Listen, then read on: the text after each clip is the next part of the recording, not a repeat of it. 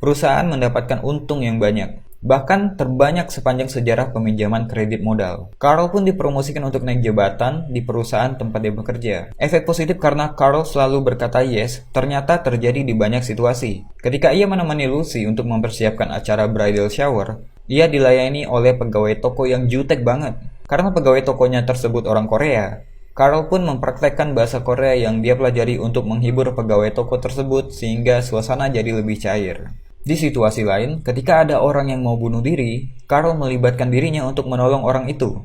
Dia mempraktekkan permainan gitar yang dia pelajari di kursus untuk menghibur orang yang mau lompat dari kamarnya dengan memainkan lagu yang memotivasi. Karena aksinya ini pun, dia bisa menyelamatkan orang ini.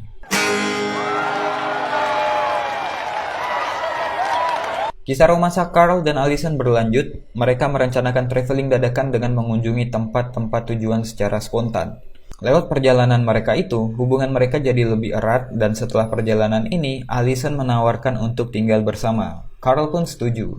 Ketika akan memesan tiket pesawat, Carl dan Allison pun ditangkap pihak kepolisian. Carl dituduh membenci Amerika dan membahayakan negaranya karena riwayatnya yang pernah belajar pesawat, belajar bahasa Korea, melakukan perjalanan dadakan, dan lain sebagainya membuat Carl diawasi oleh polisi sebagai terduga teroris. Untungnya Peter yang berprofesi sebagai pengacara menjelaskan pada polisi bahwa Carl sedang mengikuti program yang mengharuskannya berkata yes pada apapun. Allison yang mendengarkan itu pun marah karena dia nggak tahu apa Carl benar-benar mencintainya atau hanya bilang yes karena mengikuti program seminar.